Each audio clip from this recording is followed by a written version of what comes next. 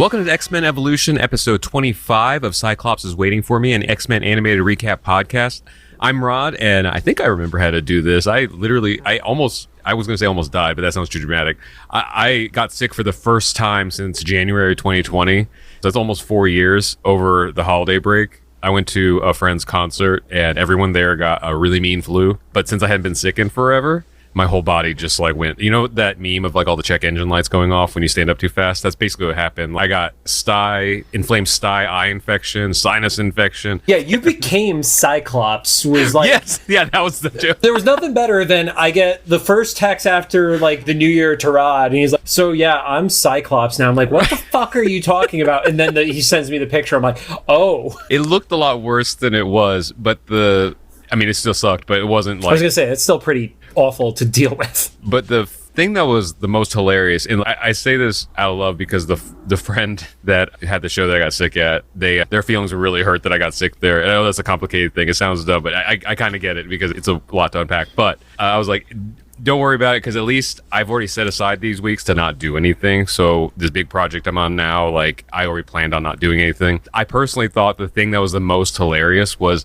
my only plans for the end of the year, and you may have heard me say this on the podcast, is to not do anything except watch movies, play video games, and eat a lot of food. And after the flu went away, I lost my taste and smell, and it wasn't COVID. I tested 3 times for it, and also the doctor said because it happened after I got better, it wasn't because COVID, I guess, one of the earliest symptoms, or I don't know, whatever. And then I couldn't see. It was the 3 main things that I planned to do the whole week. Those are the senses taken away. Yeah, and then when my smell came back, though, about maybe 3 or 4 days after it went away, I was like, everything smells like shit. And I thought it was just my neighborhood. And then my doctor's across the street, so I may walk over there. I had a sinus infection, so I was on Z-Pack until New Year's Eve. And then the day before New Year's Eve, our mutual friend Mike had his birthday party, and Mike asked me, and then you asked me, are you going to go? I was like, I technically can, because I just finished my antibiotics this morning, but I think I need to take a beat. Just recover from recovery. Anyway, long intro. And I'm JC, and I feel like I cursed Rod because the last recording before we left for the break, I basically said, yeah, Rod's going to come back nice and refreshed. Oh, that's right. Yeah. Cyclops is Waiting for Me is our weekly podcast series where we're going back and watching every single X-Men animated episode we can find, along with some bonus episodes.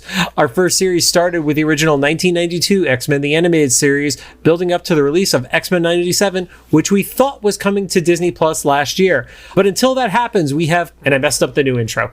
Until that happens, you can leave that in. We're going to be covering other X-Men animated series like this one, X-Men Evolution. Some quick reminders. We're a recap show about a series that started over 20 years ago. There will be spoilers. If you don't want spoiled for you, pause the podcast, watch the episode, and come back. We're currently not sponsored by or affiliated with Marvel Animation, Disney, or Disney Plus in any way. I guess, do we have to add Hulu to that now? I just noticed that Echo is on Hulu. Fine, Rod. I'll fix the script twice. I'm just so confused. I knew that Disney owned Hulu. I noticed over either the holiday break or a little bit before the holiday break, in Disney Plus, Hulu was a tab. Right. But it's not all of Hulu. And they kept saying Echo available on Disney Plus and Hulu. Yeah, well, then I logged into Hulu this morning and I saw Echo as the top banner. I haven't gotten to watch it yet. I think I'm going to binge it over the weekend. Oh, it's so wild. We need to, as a nerddom, establish etiquette spoiler time, you know? It died during Game of Thrones and Walking Dead because we used to be good about it. And then the Red Wedding was when that all went away, as well as on Walking Dead, the night that Negan used the bat. Those two things killed it for the fandoms. I never saw the shows, but I saw the memes from that. But you know both things I'm talking about that quickly. Yeah, out of context, but yeah. But I don't even know if I'm spoiled on major plot points, but there's one thing that affects the greater MCU or whatever that everybody's just talking about matter of the fact. I'm like, I think that was supposed to be a surprise. I am 3 episodes in. I've not been on and seen anything spoiled for me today. So that means it's got to be episodes 4 or 5, because episode 1 just has tons of Hawkeye highlights in it. I love it. Yeah. So my friend Marie, she just watched Hawkeye for the first time this holiday season. She didn't know it was a Christmas show. And so she was like, right, I started watching Hawkeye. Perfect timing. And that really worked out for your friend. Don't forget to follow us on social media at Cyclops IWFM Pod on Instagram, TikTok, Threads, technically, even though I haven't posted on that thing in forever. Twitter, which Rod has been signed out of for the better part of 5 months at this point. And Facebook. Although I do have to just say this because Rod has been getting very annoyed text messages from me for the past couple of weeks. I fell into the rabbit hole of a Facebook fan page for X-Men the animated series, and there is no moderation on it whatsoever. When it comes to the posts that people are doing, there are some legitimately great posts, great fandom in there, but it's also a lot of very shitty AI that people are like defending at the top of their lungs. And you actually realize a lot of people miss the fucking point of the X-Men, whether they watched it or read it. There are some people who would have been members of Friends of Humanity, and when you call them out on it, they decide to call you a Nazi. That's my favorite. And it's not even if that wasn't there, it's just a dumb group. I texted John a screenshot. I was like, "This is by far the dumbest." And I joined it not knowing you were in it too. We both had it pop up within the same couple days of each other, I feel like. And it was just like the dumbest things. People asking like, "Does anybody know what happened to the shape-shifting guy from the first episode? What was his name?" I was like, yeah, they literally asked what Morph's name was. That's not Rod being hyperbolic. That is actually a question.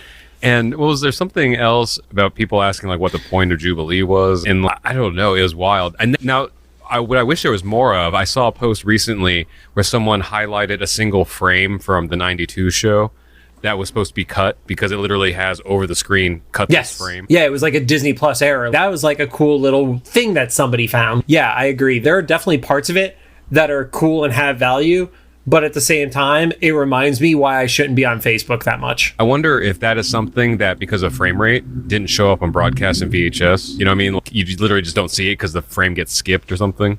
I don't know. Anyway, it was a weird. So John's currently trying to get kicked out of there. So far, he's only gotten stuff deleted, which is wild that you got stuff deleted just for posting stuff about this podcast. Because I've tried to report transphobic posts and things, and they're like turned down. It really is like that reminder of why I shouldn't be on Facebook that much because it's just frustrating, dude. Honestly, I'm not surprised because it's Facebook that there are people who are just on the wrong side of history. The thing that actually bothers me is all the people who are passing off AI asset generation. Like, I don't even want to call it AI artwork, and just being like, this is so cool. And then they post the same thing like 7 times. And it's like, dude, you didn't actually do anything. You literally spent 30 seconds in Bing prompts. And so, yeah, there's so much AI image stuff on there. And I kind of get it because sometimes some of the ideas are kind of cool to look at, I'll admit. But I agree with someone posted on there, can we just make this a different group? Because that's not the point of this group, is to talk about the shows, not to fill it with Midjourney shit. Yeah, or I've even seen groups where they'll just be like, hey, here's a thread once a week. They post it on like Sunday, and everybody who wants to post their cosplays, selfies, whatever the commonality of the thread is, they all do it in that one thread instead of 75 individual posts. But that sounds like something Facebook should do. Is they basically turn to Discord, I don't know. Yeah, well, that I think it also has 17 different chat rooms, like based per character off of it, which I will not go into. Oh no, yeah, no, depending on how bad it is, I might just leave the group. I feel bad though because there's some people who like share the cosplays and things, and they're not like professional cosplayers and stuff. So this is probably a good group to support each other on that stuff. But all the other stuff is just so wild. Oh, I remember there was someone who posted, I hope 97.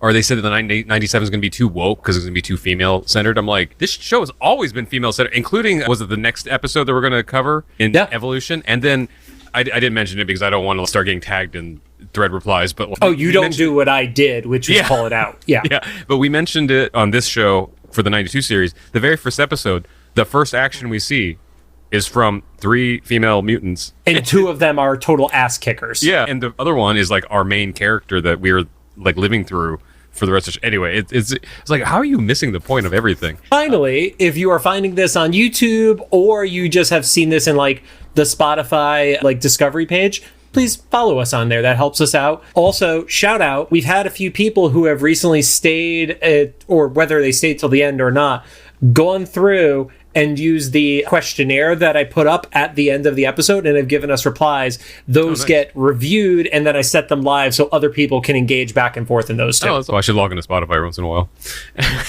Considering you're the one who at one point needs to turn on the monetization for this show, yes, you should. Now into the show. Today we're going to be talking about Season 2, Episode 12, titled Retreat. It aired February 16th, 2002. Currently sits at a 6.8 star rating on IMDb. Yeah, also, first bit of trivia on this, according to the Fandom Evolution wiki, the alternate title for this episode was The Real McCoy. Oh, see? And you like puns, so. Fuck you, Rod. Start the show. Okay. Anyway, it opens up on an empty city, and this is supposed to be New York, right? It's Bayville, I believe. Oh, Bayville, that's right. Yeah. Here's the thing. I will give it to you. The imagery of the town did remind me of New York until we got to the high school. That makes sense. Yeah, 'cause I was like, what large city is this dead anytime at night? Because there's literally nobody but Beast and a couple cops. And the cat. The reoccurring cat. The cat that got spooked. It's funny, Beast didn't purposely bother it, but did freak it out because the cat was probably like, what is this 6-foot tall other cat? And so he's running through. It kind of gave, we mentioned this in Beast's intro episode, kind of gave that Hounds of Baskerville thing again. He's back in feral mode. I also wondered at the beginning, I was like, is this a dream sequence? To your point about how empty the streets were. Yeah.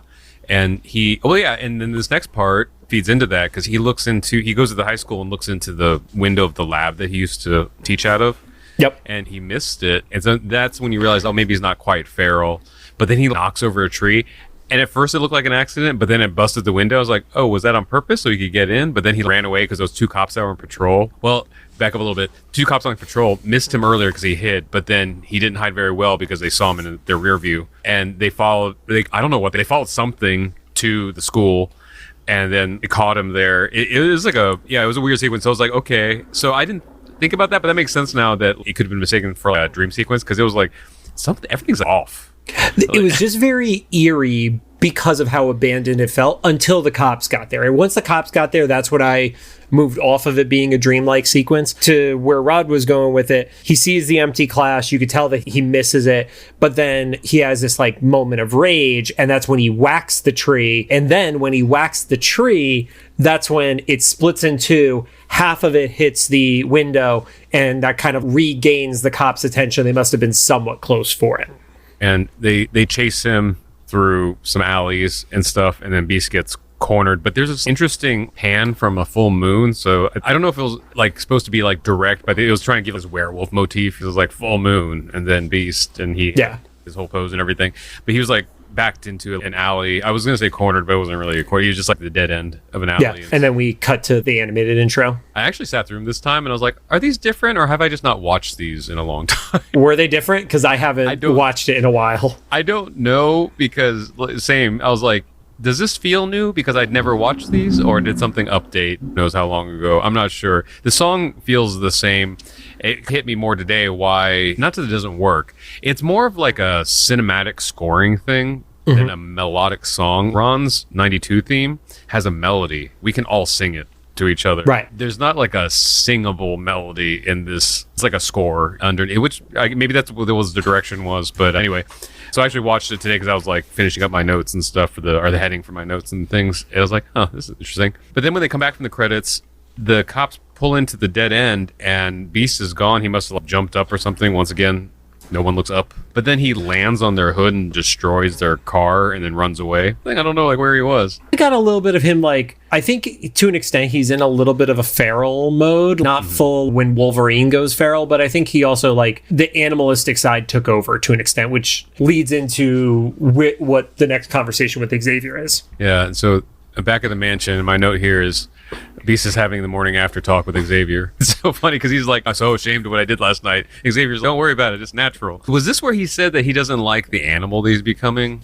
I forget where that was in the show. Yeah, that was around this time because him and Xavier are talking. He's apologizing because he had to get out of the Institute. Xavier is saying how it's natural. And Beast doesn't like that he has to hide. That's the piece that he's like, he let the rage get the better of him and he couldn't be trusted. That was his phrasing on it. Okay. He couldn't be trusted. And then Xavier offers to make him a hollow watch like he did for Nightcrawler. Right. And Beast turns it down. I get it because he's like, I'd still be hiding. But, right. Would it hurt to have one? Yeah. I feel like if you feel cooped up inside of the Institute, even if you have to go out in disguise, that's a little bit easier than just being stuck in a mansion with these lunatic children. Yeah. And speaking of, I expected them to actually come back to this hollow watch point at the end of the episode because of the events of this episode, and they don't. I thought the point of this episode was he was like, yeah, I'll take that thing. You thought that was going to be the button at the end of it? Yeah, because I mean we'll be talking about it, but even though he wasn't like exactly like at a public high school or anything, it was in a place that was like this would be a place that's useful because it's not like strangers are gonna be like rubbing up against him to feel his fur or whatever. But I don't know. It was just interesting. It's like no, I don't want to hide. I'm like yeah, but I mean you have the option, right? You don't have to use it. I mean, shit, I'd like a hollow watch right now, and I don't even need to hide. I would just be like Kurt when he had his fucking hollow watch, just like, oh, what can I do to fuck with people today? Right, and take it from a guy who stayed home for 2 weeks. On January 1st, I left the house for the first time in 2 weeks, and man, I did not miss having to put on pants. More options. There's a reason why when we record these, the webcam that we see each other on is always waist up, and that's right. It. Oh, I'm wearing pajama pants right now. But yeah, of course. So...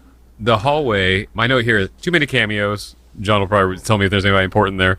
Nope. It's just like a hallway full of these kids. But the main two are Kitty and Bobby walking through our Iceman, walking through the hallway talking. Kitty's talking about like a test or something about some redwoods. Yeah, Bobby. She was up late working on her Earth science report and basically saying like, she's running behind on it. And then there was a very specific joke that I don't think any kid picked up on, which I think is your point about the redwoods. What's so great about redwoods? And then Bobby's response is they make great hot tubs. And I guess that's like the hot tubs that are the wood sides. It's made of redwood, or that was a company that made them or something like that. But it was like, I looked it up and I was like, that is a choice to put that line in there as like a punchline to Bobby's response. Yeah, because I was like, what a weird response. I guess that's just what like a horny teenager would say as a pickup line. I don't know. I mean, the one thing I did want to share here, in the comics at one point, Kitty and Bobby were a couple. So, it was just like, are they going to start alluding to this? And is there going to be anything with Lance? And nope, just happened to be who she was talking to. Yeah, and as they're splitting off, Kitty overhears the conversation that Xavier and Beast are having in his office, because once again, no one closes their doors in this institute. And so I guess it was on purpose because she walks in and isn't hiding that she overheard. And they don't seem to mind. I love this moment, though. This was like really clever because she does that thing that all the sitcoms do where they're like, oh, Professor Xavier, that was a great idea that you brought up. And then Xavier just looks at her and does the thing we all wish we could do with the psychic. What are you doing? And she's like, he could take us on a field trip. They're all doing this psychically. I will say, if I had that power, 98% of the time, it would be to just ask the other person who I'm with what the third person's name is that I forgot. That would literally be most of those like hidden conversations. There's been a couple times I've had like really close friends, you spend enough time with that every so often when you're in like that super stressful situation, you just like communicate with like blinks. It looks like you're signaling to steal second base. I was going to say like you're going to take a shit or something because it's so intense. You and I have different nonverbal cues that we use, Rod. Yeah. Xavier's like, oh, that's a great idea. And so she suggested, whatever, that if Beast wants to get out, that he could take a group of students that he can choose to go on a field trip to see the redwoods or the redwood forest. He's like, I don't know. I don't want to, whatever. I forgot to write down what was the thing that eventually sold him, though. So he initially doesn't take the offer, and it was like, yeah, get out into a natural environment. And then he's like, okay, cool. Like literally it was just the words natural environment. And then I don't want to say he turned on a dime, but he did like let's call it a 145 instead of a 180. Okay, so it's not quite, but pretty close to like, we're never going to do that in the hard cut. We're doing it. Yeah. He was like, I guess we could do it. Yeah. So then that cuts to the kitchen breakfast area table or whatever, because it wasn't the main dining room that's giant. Yeah, it was where Kitty has gone through the table and yeah. And there's a group of students there, mainly the main cast and then a couple other ones that haven't really been introduced properly yet. And Beast says basically that all of you have bad grades and this is the only way that you're going to save it. The group that you have there is Bobby, which we know Bobby's a fuck up, so that's not surprising. Evan, we know Evan's kind of a fuck up, so that's not surprising. And then you have Sunspot and Wolfsbane. That was the name I forgot. So I have another comment about her later on with regard to her name. But yeah, this is like the first episode where she even says anything. Mm-hmm. So yeah. She had a really surprising voice, to me at least. Well, she's of Scottish descent. Well, I just mean it was like really tiny. Oh, I didn't hear a Scottish accent. I gotta go back and listen. Well, when we go to talking about her name, when it gets called out, it'll start to make more sense too. Okay. So yeah. And this is something that is probably not something that we should have to think about. It's just me overthinking, being like an old man. I was like, so does that mean Xavier's Institute has some sort of scholastic agreement with the high school that they can do things that the kids will get school credit for? They're going to bring their grades up in science or something by going on a field trip with, I guess the school thinks it's Xavier because they don't know Hank's still alive. I interpreted it as a like active study scenario as opposed to being tied to the actual school itself. Okay, it's just because I don't think that they could teach classes at the Institute and get high school credit for it. Well, I just mean because I know like in high school sometimes there were things where like if we do some sort of community service, then I don't know, like a work study credit or something, or an elective thing or something. I don't know, but once again, overthinking it. Yep. They were just like, okay, we're gonna go on this field trip. Evan tries to sneak out because he's. I'm wondering if they're gonna point out later or bring to attention later that he somehow needs to be grounded. I know he likes to skateboard, and he like asks if there's sidewalks, if there's pavement. He's really worried about there not being like flat asphalt. And he doesn't want to be like out in the forest. I've always gotten the impression it's just it's out of his comfort zone. I don't know if it's anything relating to like grounding or something like that. I think it's just he has grown up and lived in the city his entire life. So him being in nature is not a comfortable experience for him. And it's very similar to what would happen if you put me in the fucking forest, Rod. Oh, same. I've said this on multiple podcasts and in real life in friend groups and stuff. If we have like an apocalypse, if I lose my glasses, nature just takes me back. I've said this on here before. I'm the fourth corpse in the 20 years earlier montage. Your cat just licked her chops as you said that, so just warning. She knows. No, she's allowed to eat me if I die. We don't usually go hungry. But pretty much none of the students really want to go, except for maybe Kitty, because she brought it and she knows why they're really going. I don't know. Maybe it's just the difference between me and other students and stuff. But at this time, I mean, I was out of high school, but it was around the same time. I would have liked to go on a trip like this instead of being in school. I've been like, let's go swimming or something. I never got to go on cool trips in high school because we were like a private school too. So there was like, God, I don't even think we did like a New York City trip or anything like that. Like our school trip, our class trip sucked. So yeah, I would, go on the helicopter to the fucking redwoods in California from New York. Sure, I'm in. I didn't even think about that. They cross coast. That's a big trip. Yeah. So then they cut to them at the forest. I couldn't tell if that was the X-Jet or a mini-jet. That was the X-Copter, as I'm referring to it, because that was a helicopter and not a jet. Is this where we should bring up the thing about the 97 toys? Sure, fuck it. Let's go. I mentioned to you, and you made a note about this, because of the messed up scheduling of 97, the toys, everybody's already seen them, they've been out. At the Targets around here, Storm and the X-Jet are on clearance now. They're like half off. Right. And the Lego set, which by the time this episode goes live, I believe I will be setting the Lego build of the X-Jet tomorrow to our YouTube channel. You're building that. And that's where we noticed it was the packaging on that. Yeah. It's interesting that the 97 is calling everything the X-Jet. We know Evolution calls it the X-Jet, but 92 always calls it the Blackbird. Right. Makes you wonder, is there some legal issue or something about not, because that's a weird continuity thing to just ignore. And I guarantee you, I've heard it called the Blackbird at some other point after X-Men 92. Yeah, so I don't know. Or is there some implication or something? I don't know. If anybody happens to know, I guess let us know. But it was a weird thing because 97 is supposed to directly follow 92, and it's a weird random detail to change. But yeah, so they've landed the X-Copter. Roberto is covering the copter in camo. I only know it was Roberto because they yell at him to hurry up, but he's an overachiever. And so specifically Wolfsbane is the one who refers to him as being the overachiever. And just for point of clarity for the non-comic readers of the group, both Wolfsbane and Sunspot Roberto joined as New Mutants, as opposed to Bobby is with this group of the New Mutants kids, even though he, in the comics, has always traditionally been an X-Men. Oh, gotcha. So he, in this world, he would have been in that really shitty movie a few years back. Oh, God, yeah. The less said about that movie until I get Rod to rewatch it high and then we record our reactions, the better.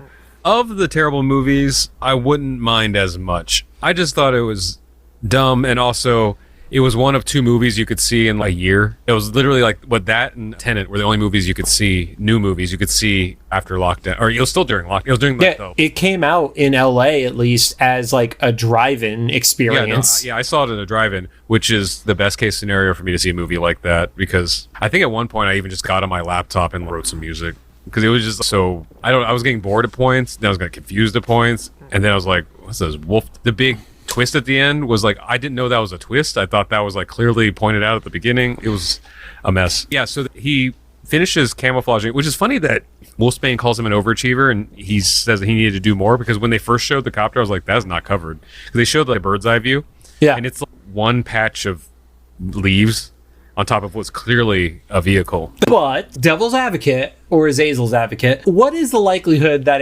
another helicopter is going to fly overhead low enough and look down into that open patch? I think it's a pretty safe bet. Like, just put a little bit of green on it and nobody's going to notice that shit, as long as there's not a forest fire. I understand why Roberto was like, let's spend an extra beat on this. But he catches up with the group, and then Roberto and Evan are talking and complain to Beast, and Beast is like, whatever, you're mine and you're out here. They show like a montage of their activities through the day, setting up camp, which Spike is super useful for. He's useful for, but also like surprisingly in this time period, there's always, during this montage, there's always someone messing up the tent, or someone doesn't know what a tent is, or a Spike, or they burn the food and shit like that. Or like get tangled up in this thing. But it was fine. Now the goof they did show was they were like foliage samples and stuff, and then Spike picks up was like clearly poison ivy. I was that kid. Not that I picked it. Somebody whacked your hand right as you were about to. Well, no, like, you just like rub up against stuff, right? Or I'd be that lucky kid where I was wearing long sleeves and long pants, but then I'd walk by it, and you know how like that oil can stain your clothes for like a year or some shit? A month later, I'd put the same coat on, and then I'd get poison ivy. But then they all do what I said earlier, and they go swimming. They're in a forest, and there's rivers and shit. I love that Bobby does a little, I'm gonna splash Kitty, flirty, and then she just straight up tackles him into the stream that they're next to. Kitty just escalated that shit. And I was like, I guess they're fine. They don't have anything important on them. And I think it was supposed to be a transition, but I didn't realize it because she comes out of the water in a bathing suit. It was like, oh, some time has passed. Yes, that is time passing, right? Or she has a new ability. Because she's copying Mystique shit, right? And then everybody's like kind of either sunbathing or swimming. I have here that Roberto, and her name wasn't mentioned at this point, so Ronnie. We'll get to the Ronnie part in a second. But here I have Roberto and the redhead look like they're flirting, or I don't know if they're a couple. Oh, they are flirting. Okay, I absolutely got the same vibe. Okay, I didn't read a ton of New Mutants in the early years of it. There's not anything in recent books that gave me indication that they've been a couple in the comics, but they absolutely had flirting vibes in the show. No doubt. Yeah, you definitely picked up on that too. This is like one of the horniest episodes of the series. Yeah.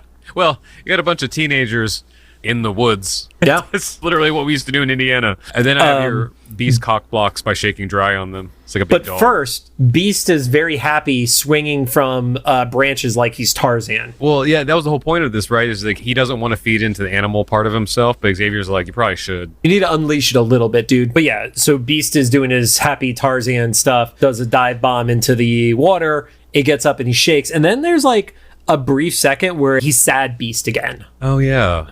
There's just a look on his face like, oh, they're viewing me like I was like the shaggy dog when I got them wet. That was like the read I had on it. Then Beast mentions to Kitty that he's enjoying the animal that he's becoming. And I think this is supposed to be the turning point where he like is actually admitting it. So he tells Kitty to go ahead and round up the other kids. And he, for whatever reason, decides to go on a walk alone. And he sees a literal fish out of water, goes to pick it up to put it back in the water. You see an animation of someone's foot who is not any of the kids step on a branch. He hears it and turns around, and then you just see the camera lens through the trees or whatever. And I was like, oh, they're going to turn this into a Bigfoot story, especially for the time period, because was it like the 80s through the 90s? Do we talk about Bigfoot anymore? I feel like it's more Sasquatch in general or something. I think it may just be like what your pop culture diet was, because I feel like I heard Bigfoot way more in the East Coast than Sasquatch. Yeah, so this time I heard Bigfoot all the time. There was the Bigfoot monster truck. The way he posed, I was like, they're making this a Bigfoot story, because he did that hunched over thing. You can see that he's taking video and not just a photo. Right. Of Beast. Then we see like basically a hunter's camp. Yeah, it was essentially a group of cryptid hunters, but they were obviously all Bigfoot hunters of the group. Yeah, and I was going to say the longer we stayed on it, the more you realize these are conspiracy theorists. Yeah, they're like looking for Bigfoot, and they specifically name out Bigfoot, and they have the same problem that still to this day, in an age where everyone carries around a 4K camera in their pocket, the only photos of... All right, did you see the stuff about Miami? And I was just going to say, in the age where everybody has HD camera in their pocket and people are claiming there are aliens in the mall in Miami and that's why 150 cops showed up, there's not one single shot of an alien for people to get. And then it's, oh no, they're hiding this and this. I'm like, you're fucking stupid. Right. It is so... If you want something to go on the internet, nobody can make that go away. And if you have multiple people recording, what you find out is, oh, it was kids who were literally setting fireworks off and they thought it was a gunman. Yes, that's why. You don't record gunshots, you record a fucking alien. I hate people. And don't get me wrong, I am entertained by stories of this. That's why there's some TikTok channels I follow because I like hearing like the conspiracy stories. I just don't want to invest my actual attention to it. Yeah. I don't want to actually be a conspiracy theorist. It's just fun to think about. And there was like that one video that was going around with like, oh, here's a 10-foot alien. And you mean that was just three people walking next to each other? That was the thing. That was my first thought. I was like, where's the alien? I just see to me, it looked like a line trying to like sweep an area and stuff. But then when someone like, circled it and I was like, oh, that's supposed to be and then like the magic eye thing or the blue white dress or whatever. Once that's suggested to me and I'm looking for it, I was like, okay, I see what they were like silhouetting out or whatever. Yeah, if you're not skeptical against it and you're predisposed to believe it, then you do believe it. Or someone just told me to look at it that way, and then I looked at it, I was like, okay, I see what they were like outlining. Yeah. But these guys, they have like, the main, I don't know, researcher. There was one guy that was more educated than everybody else in this game. The doctor, I think his name was like Petronic or something, or some name like that. They said his name once and then it never came back. So, and he like looked at everything. He's like, none of this is proof. There was like a pile of fur, the blurry photos and stuff. There was a mold of a footprint too. They got that mold of the footprint done in plaster very quickly. I give them props for that. Oh yeah, I didn't even think about if that was Beast or someone just faked it. It's interesting. Yeah. So, but then the guy that just got the video of Beast comes back and plugs in his camera, which fairly not impossible, but on the edge of technology at this time. And they watch it and it's clear as day. Then there's like two bounty hunters that are with these guys. They're just like, dudes with guns. They're just ready. There's like, let's go. They're like, where were you January 6th, guys? We know exactly where they were and what they're wearing around their ankles right now.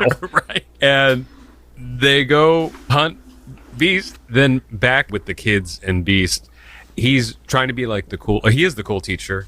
He's like, okay, so the bad news is for the assignment, or not the bad news, your assignment is I want you to all get 5 mineral samples. I've been out of school so long, I literally don't know what that means. Does that mean just bring back a rock or whatever? I think it's you have to bring back a rock, but you have to be able to identify what kind of rock it is. Oh, okay. And then he's like, and that should take you about an hour. So meet me back here in 3, and then all the kids cheer. 4. He gave them 3 hours of playtime.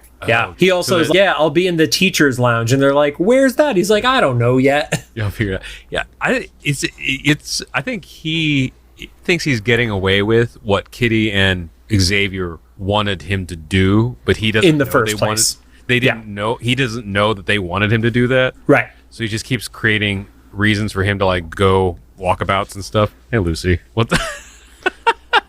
What she's doing? Are you leaving or are you just? Rod's cat, for those listening, is trying to figure out what to do and just stood on his keyboard, which we've learned he has to turn off during this. And I couldn't hear it, but it looked like she just meowed angrily at your face. She does this thing where she does like silent. It's just it's not a hiss, but it's like little airs. Like, oh, that's what that was? Okay, I thought it was just the mic didn't pick it up. No, yeah, it's like it would be a meow, but she doesn't put that much effort into it. So that's how we know we've been living with each other. You get more of Sunspot being an overachiever because he's like, well, I got to get more than 5 minerals because 5 is just the cake and then it's icing if I get more. And it's like, you fucking nerd. Oh, yeah, because Wolfsbane was like, but you're going to get 10. Or was it Wolfsbane or Evan that said you're going to get 10? And he's like, oh, 12. It was Wolfsbane because then she proceeds to make a joke about him like putting on a few pounds, and then the dude lifts up his shirt to reveal his washboard abs. Yeah, I was gonna say he's like a 12-pack. It's not even a 6-pack. Yeah, like that time of your life where you could be the skinny kid, where it just looks like you have abs, and that's just because you haven't acquired body fat yet. Yep, that was never me. That little fuck. I was always puffy, soft, or I don't know, whatever the nice word is. So they cut away to not the bounty hunter guys, but like the other, and not the doctor, but the other. The general cryptid hunters. Yeah, in the woods. And my only main note here is these Bigfoot call whistles are terrible. Whatever sound that is that they sourced that Foley from was so annoying. It wasn't like Rogue Screech, like one of the more annoying sounds. I think it was supposed to be the equivalent of an injured deer call. And the reason why I think that is there's a game that came out over the past few years where it is a group of people hunting Bigfoot. And one of the ways you attract Bigfoot is like the noise of an injured deer. And I think that those two things sounded very similar from the show. So I think it's, Bigfoot's going to come and eat the thing that sounds like it's dying. That's the rub on it. Yeah. So Beast is climbing in the trees and he sees the hunters because they are literally not looking up. We were joking about people not looking up, and they're like adhering to the rule and just not looking up. Nice little Easter egg here. Yeah. So the one guy he's like, "Where'd you get that call whistle from?" And he was like, "Go to the Bigfoot trading post on like Route 5 or something." Right. Ask for Mulder. Literally, the X-Files theme plays. Yep. And I guess this is both Fox, right? No, this was WB Saturday mornings. Interesting, because X-Files was Fox, right? It was. So I wonder what sweetheart deal there was with that, or I don't know what the precedent was at the time. Because of like the Robin Thicke blurred lines case, and I think maybe Ed Sheeran's one of his lawsuits or whatever with song copyrights. There's now a new precedent where like 3 notes consecutively could constitute a melody or whatever. And this was very much past 3 notes. This was like 5 or 6. Yeah, 5 or 6. And so I wonder if at the time it was 7 notes or something, and then they were like, if it was just like close enough, because it is kind of just an arpeggio of like a scale, but it's very identifiable. I don't know. It was really interesting. And not only does it play, but I always watch with closed captions on, and it says X-Files theme plays. Does it really? They put in the closed caption. That's fantastic. It's a funny haha joke. I think I would have gotten it at this point because X-Files have been out for a while. Yeah, because by the time we went to college, X-Files had already run through its original series. Yeah. So, but yes, I did love that there was the I want to believe reference essentially. So. Yeah, and then Beast decides to throw them off, and he roars to get their attention, and then tries to murder them. I was gonna say, I want to believe that he was just gonna distract them, but he had faith. He was trusting that they would get out of the way of this boulder, not quite as big, but like the Indiana Jones style run away from the rolling boulder down the hill. Yeah, it was pretty fucking big. Those guys run away, but then the bounty hunter guys show up with the doctor. It looked like they tried to tranquilize Beast. Like they shot him with like syringes and stuff, but they didn't really work. Which are the most overpowered tranquilizer guns I've ever seen, because those things look like they could have been fucking Bishop's gun from X-Men 92. But yeah, he gets tagged with 2 of these tranq darts, and the doc makes a comment of like, oh, his expressions are so human. Yeah. That reminds me, back when they originally played the tape of Beast, it was the footage of him putting the fish back in the water, and someone made a comment, oh, he lacks the dexterity to hold a fish or something. Like, right. Man, everybody just writes in what they want to see. That's not just here, but his life in general. Gets shot with 2 more darts, and then he starts to run after them. When that happens, this weird triangle pyramid spring trap basically pops up and surrounds him. And it looks like he would normally be able to break out of it, except it looks like it's electrified. They give like a way more convoluted explanation. Yeah, that magnetism or something. Yeah, it has opposing polarities, and essentially it prevents him from holding onto it. It essentially pushes him away. I'm guessing that was a standards and practices explanation for it. Oh, because they can't electrocute. That's my only thought, because you're putting a person in a trap that keeps electrocuting them, versus you're putting them in a thing they just can't break out of. And it's totally speculation. There's no confirmation online that's the case, but it seemed like it was drawn to be a trap that electrocuted somebody. And it's not comedic. It's not like Bugs Bunny or I don't know. It was like where it's like comedic. But that's where we also get the reference to the line that Rod made me now hate, whereas like they're like, yeah, we got him. We got the real McCoy. And I just groaned audibly when that was said. And now I hate it even more. It took me a second to realize that they didn't know what they were saying. Because one of them said, oh, it looked like he might have understood what you said. And I was like, oh, that's right. They don't know him. Oh, that's a funny. Okay. Yeah. And the hunters start alluding to the fact that they know a good taxidermist. The doctor is like, no, it's our duty. Because he's obviously taking a scientific approach to this of we need to study him and there needs to be respect to the study. And the other hunter is like, well, we didn't say we were going to turn him into a rug. is his response. Yeah, he's like, maybe a jacket or a coat, not a rug. Yeah. And then we cut over to apparently 3 or 4 hours later.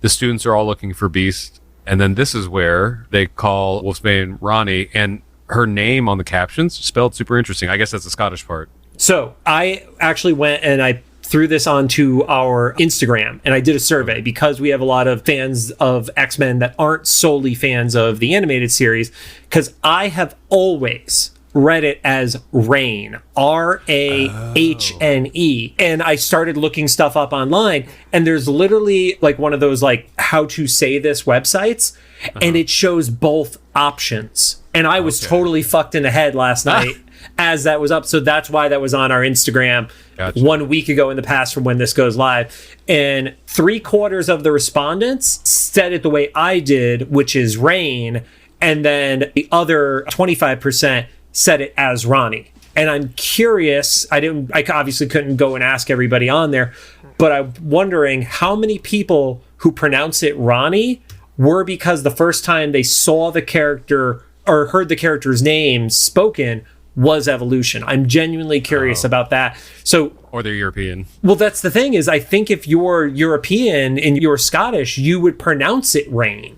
Oh, okay. Like I have only ever said it as Rain. So I'm curious where different people have seen it first and stuff. So if you're listening, throw that into the comments here, because I'm genuinely curious. Where did you hear her name and how did you pronounce it before hearing it in this episode? It's funny because I don't know if you've seen in the news, there's a high school basketball player that's become pretty famous recently because he's a star athlete, but very important, white kid from a white family.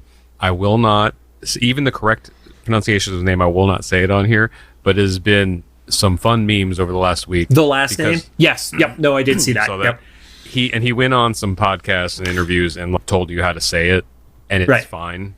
And but how it's written and somebody would read it phonetically is not okay. Yep. And you also have to be very careful when you say it correct. Yeah. But I don't know, same thing. Okay. It also is great that he has like siblings. So this is like a generational thing that this is going to plague the school for years. So anyway, Rain or Ronnie, in the show they call her Ronnie. We could just call her Wolfsbane to make it simple for this, but yeah. She turns into a wolf, and then... Well, because Kitty suggests, can you track his scent? Mm-hmm. And she actually says she's never tried doing that before, so I think that implies that she's still fairly new to her power set, and has mostly just been focused on the transformation aspect of it.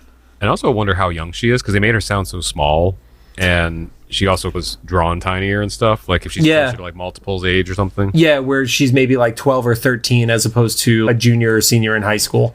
Yeah, and even if she has had her powers for like a little bit, like in what scenario you're going to ask like an 11 or 12 or 13-year-old to go like sniff an adult? So you made it weird, Rod. But I mean, that'd be like a good reason to be like, I've never had to do that before. It's like, okay, that tracks. So she transforms and she goes into a full wolf mode for this, which we've seen before in 2 other episodes. One was the one where she dove into the pool when Lance was training, and then in her original appearance when they started introducing all the new mutants, that was her in full puppy mode, basically. And then back at the hunters camp, the bounty hunters and everyone else have left, but the doctor's there alone with Beast. And then Beast starts talking to the doctor just like normal, and the doctor's at first is like surprised, but then it's just fascinated because he's like, okay. And then Beast, because he's also, you're not Bigfoot. He actually has that moment of clarity. And Beast is like explaining the magnified cage to him and stuff. Yeah. And the doctor's like, yeah, you're right. Okay. And they get interrupted because the bounty hunters like come back. Well, there's a great line right before they come back where Beast basically almost convinces him to open the cage for him. And because he's like, yeah, I'll quote Shakespeare if you let me out of this thing. Oh, yeah. I think the doctor probably was going to let him out, and that's what got interrupted. Like, he was going to key him out, but then the bounty hunters come back and like, what are you doing? The doctor starts to tell them that Beast is human or can talk or whatever, and Beast is like, shh. Yeah, he actually just gives them the eyes of like, don't do it. And I was like, that's interesting. Okay, I guess the guy had guns. Maybe that's the thing. We don't know what they'll do. I think it's one of those scenarios where it probably just offers too much information to the people who still have the guns. Yeah. Because he's probably worried they're like, not a matter of being racist rednecks, but the rednecks are going to shoot the monster that talks to them, I feel like. Yeah, the Friends of Humanity 2.0. or 3.0. They came back a couple times. These guys are the founding members of Evolution's Friends of Humanity, it feels like. And especially the way the end of the episode happened. Oh, yeah. And so I forget if it was before or after the bounty hunters were there, but the doctor asked, are there many of you that are like you? And he's like, kind of, but not really. Like, we all have different gifts or whatever. So now you know why it's important that we stay hidden. And that kind of, I wonder, I know the next episode is out of order. I wonder if this one is a little bit too or something, because if they're still shrouded in secrecy. From now, also the wikis are switching orders of shit too. So I'm completely confused what the actual release order was at this point. Because there was a episode or two ago in Evolution where the kids are out now because it was a prom, not prom, like a dance. It was Sadie Hawkins dance. The Sadie Hawkins dance from Shadow Dance. Yep. I know the news doesn't travel fast, but that'd be pretty big news. I think this is the episode that happens right before that if we go into airing order according to one of the wikis. So I think that's why. Yeah, and then definitely the next episode is before Sadie Hawkins. Correct. It takes place 1 month before that episode. Yeah, so it's all over. Anyway, so Beast like doubles down on no one knows that they exist and they're supposed to be hiding. This comes to my point of like where I was like, you know what? Even though you don't expect to run into anybody out in the redwoods, this would be a handy place to have that watch, just so you don't get mistaken for Bigfoot. And then you pretend to be Bigfoot. That's another thing. I almost would have just pretended or something. I don't know. They did try to crush those other guys with a giant boulder, so...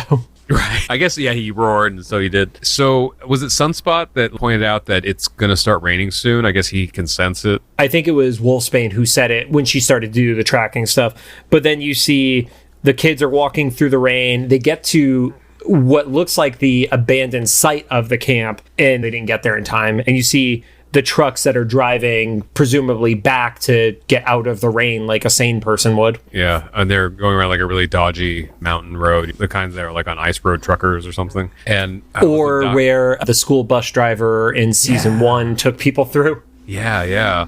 And then there's an avalanche that's not Lance related. Yeah, it was a mudslide that started. Oh, okay, that makes sense. That makes more sense than just a regular. And then, but it creates this pile up. They all get in an accident. They get run off the road. A bunch of water. It's a whole mess. But the cage breaks off, or I guess the not cage breaks off. And I think it's still a cage. I just don't think it's an electrocuting cage. Yeah, and then floats by the kids, and the kids are like, "Oh, hey, found him!" So they run after him. This is a really interesting thing. I don't think I've ever seen Iceman do this, but it makes sense. He makes a dam out of ice. I thought that they were going to show that dam fail later because they showed water starting to spew through it.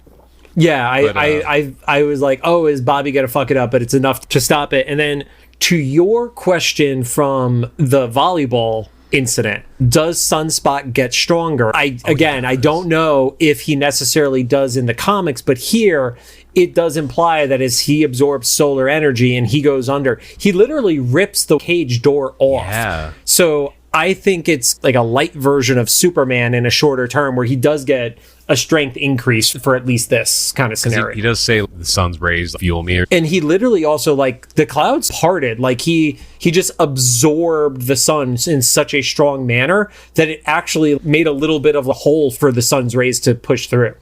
Before I realized who his superhero persona was, I actually just assumed he was like a mini storm.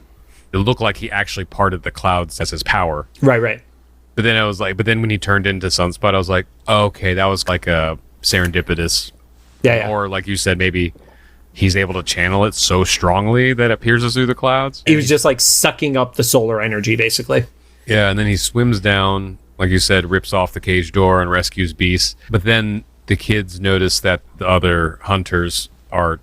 Beast says that we have to go save these guys who are trapped in the water and stuff. Like, as soon as he's regained consciousness, which is pretty quickly, he's like, yeah, there's other people that are trapped up the stream. And him and the kids go to rescue them. Beast, like, holds on to... He knocks down a tree and, like, holds it down. He uproots the whole fucking thing. It wasn't just a knockover. He literally picked it up. And I was going to say as a bridge, but it was almost more like a rope or something. You know what I mean? Like when someone's holding onto a rope where you get a quicksand or water or something.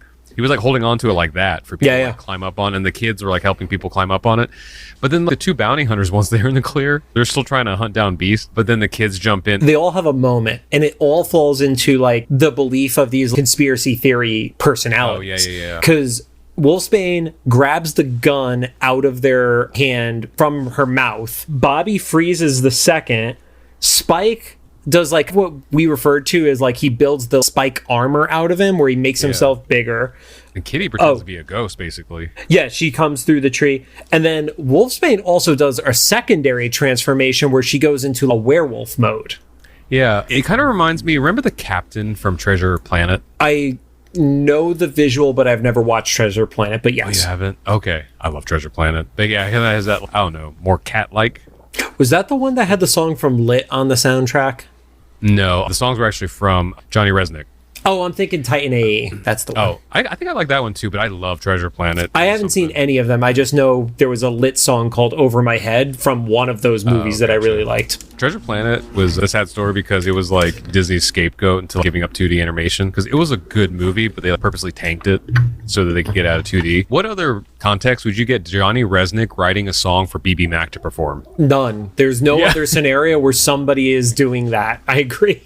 I guess the neighbor has a dog now because there's one barking. Beast also eerily comes down like upside down from the side of the tree, and like they basically give them the option, like, are you going to run or are we going to take care of you, kind of implication, and they run off. At that point, the scientist has a quick interaction with Beast that none of the other conspiracy theorists see, and he was like, I would love to know more and learn more. And then Beast gives the someday you will. So it gives like this cool moment of hope from Beast, who's been pretty dour about larger society, understandably so, for the majority of this episode. Yeah, and I guess it kind of implies that there's a grander plan, or I know that there is a grander plan, but a specific timeline that maybe Xavier has for the team and everything. There's a threshold that they have to cross, and then they're just going to be like out, for lack of better words. But yeah, so then these two bounty hunters get back with the rest of the conspiracy theorists. They're like, all this crazy shit just happened. And those guys are like, come on, guys. Right. And then even we don't believe that. Right. And then the main scientist is like, well, that's hardly proof. So he's willing to give up the clout of what this discovery could bring him because he realized he was no longer studying an animal. Like this, I like how he has like a symmetrical presence in this episode, because that's the first thing he says when we see him. So that's hardly enough proof, and then he says there's hardly enough proof here. And then we're inside the copter with all the kids going back, and Beast acknowledges that Kitty was right when she said earlier that, guess you are what you're meant to be. I don't know. Going back to when we were talking with Steven, there's so much that they were able to tuck away in these episodes that probably would not have flown on network television in the 90s, 2000s had they presented it as is, Right. But like, we can see what they mean. Yeah, it was very much the owning the characterization of who they are and the different groups that they represent. And like, going back to the earlier part of the podcast, that's kind of why I end up getting frustrated when I see the comments like X-Men 97 can't be good because Disney will make it woke. If you're literally going to talk about something being woke from the beginning, that's what X-Men was. It started out as the civil rights movement, but then it continued to evolve into all forms of representation on it. So, yeah, this is the core of who these characters and what their stories have always been. And this was just really well done. Yeah. And also, like, this is a conversation, like, in a lot of other, like, communities have. Even if the stuff you love, like, say, X-Men, wasn't that to you, or you didn't acknowledge it, it doesn't go away. So whatever that was to you, you still have. We had the conversation with the remake of The Little Mermaid. Halle Bailey playing Ariel doesn't erase the animated one. Right. It's still there. And then I saw a couple like kind of clickbaity articles talking about or criticizing What If and Echo being repetitive because Cohortes in What If as an indigenous superhero, and then like a couple weeks later we explore like Maya's background and stuff, or I saw in the trailers I haven't seen it yet, and everybody's comments are the same. They're like, yeah, but it wasn't repetitive to have 17 consecutive stories about middle-aged white guys finding the hero in themselves. And we've known that Echo's been coming for over 2 years. At least 2 years. Yeah, because that was when she first appeared in Hawkeye. And Kahori is just like, she's a new character. It's pretty cool to have a character from MCU be created in MCU first. But also, it's a multiverse story, so we don't even know when or how she's going to get implemented into whether it's the comics 616 or the MCU 616, which is still not a 616, but that's a whole other thing. But apparently Daredevil and Luke Cage Iron Fist, Jessica Jones are all in the canon timeline on Disney Plus now. I forgot to say that at the beginning. Yeah, so that's the thing I saw, and I was like, was that supposed to be a surprise in the show, or did we always know that? I thought it was like up in the air until we saw it. Well, there were times where we were told that Agents of S.H.I.E.L.D. and the Netflix stuff was removed from the official timeline, and essentially there was a Netflix multiverse scenario. Yeah. Because obviously like the Ben Affleck Daredevil and all that shit doesn't exist. But now they've acknowledged it being in there again, which I only don't like because of Iron Fist being in there, and I'm cool with everything else in there. But yeah, like it was interpreted when Spider-Man came out that it was just, oh, it's a multiverse and Charlie Cox is the actor in both versions of the multiverse for Daredevil. Yeah. Is there anything else? I know you had that little trivia at the beginning. No, it was literally just the two different versions of Wolfsbane's name and then the comment about the real McCoy. There was not a lot on the IMDb. The IMDb for this episode was very bare. Ronnie or Rain? I guess if you didn't answer the Instagram stories post, like post in the I'll do it on the Spotify poll. How you would pronounce it. This is my first. I would not have known that that's how you pronounce it, except that I saw it on this episode and then saw the caption. I was legitimately worried that it was one of those scenarios where I have been mispronouncing it for my entire life. There's the whole thing of you could tell if somebody learned a word by reading it versus hearing it out loud because they are more likely to have a mispronunciation of it if they've only read it. So I was like, when in my real life have I ever heard that name? But then I remembered her name was mentioned during the New Mutants movie, and it wasn't mentioned as Ronnie. Oh, okay. I forgot a lot of that movie. Well, you were probably writing a song at that point, Rod. Right, yeah, or just checked out. Anyway, thanks for joining us. If you have any thoughts, make sure to drop them into the comments for either the YouTube upload or official Instagram post about this episode. Also, before anybody else leaves, you'll want to tune into the next one because I have a couple bombshells that even John's not ready for. He doesn't know about it yet. If you like what you heard, we'd appreciate a rating on the podcast app you're choosing. You can find us on Apple Podcasts, iHeartRadio, Amazon Music, Spotify, Google Podcasts, and CastBox. Not bad for a first run. Was it? Was it, Rod?